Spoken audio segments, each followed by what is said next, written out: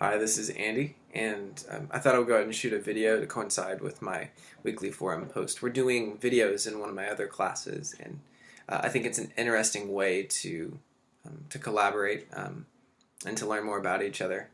So I thought I would challenge myself to do this in this class at least periodically. It also helps me become more articulate when I'm trying to kind of explain my thoughts on the different topics. So. The readings for this week were really good and they're pretty diverse because you're dealing with the history of the first 1500-ish years, well, more like 1,000 years of the English Church, and then we're dealing with a lot of the thinkers or the theologians that acted as kind of the forerunners of a uniquely Anglican theology. So it was really interesting, but one of the cool parts, at least of the PowerPoints, and then I think it's K's reading, Introduction to World Anglican booklet. So one of the interesting things about the first millennium is that you don't think about how much the Roman Church is interacting with Anglo-Saxons during the first millennium, and so the treaty, or not the treaty, but the synods they had, and things of that nature were really interesting to learn about. But one of the biggest things that I took from looking at the first millennium is that, the continental philosophies and rulers versus the British Isles philosophies and kings and all of that, they were in conflict from the very beginning. The fact that you had to have a synod of Romans and Anglo-Saxons in the 7th century, I knew nothing about, but they were still working these things out really early on, and I thought that was cool. And then it made me think, the conflict existed from the beginning. To what extent does the European continent conflict with the British Isles actually affect the way religious thought develops in England? And I think that there's probably a lot that could be, I guess, researched and found out in just looking at European continent versus English conflict. So I read about that in my forum post. But most of the shift begins to happen, and the shift between a uniquely Anglican thought and a Roman Catholic thought, at least what we have or information we have of it, starts to occur in the 13th and 14th centuries, leading up to the 15th, when the church actually breaks off. And I never made the connection before, but I've done some research on Aquinas, and I actually compared him to Bonaventure just as types, or for the greater a split, not split, but kind of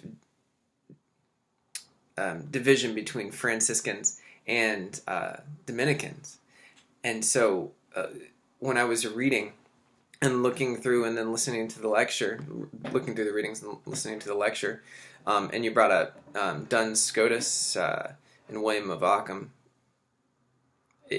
it reminded me of the break between Bonaventure and Aquinas. And then when Aquinas introduces Aristotelian philosophy into Western theology, lots of things start to change, and we become a lot more focused on particulars, and God is something that we can attain through inductive reasoning. And then you look at the criticisms of the English Franciscans, Duns Scotus, and then Ockham, who creates his razor in order to create this dividing line between faith and reason. Not that he doesn't like reason, but he doesn't believe that you can understand or know the existence of God via reason. So that connection was made, and then I realized, the moment the Franciscan influence started really happening in England,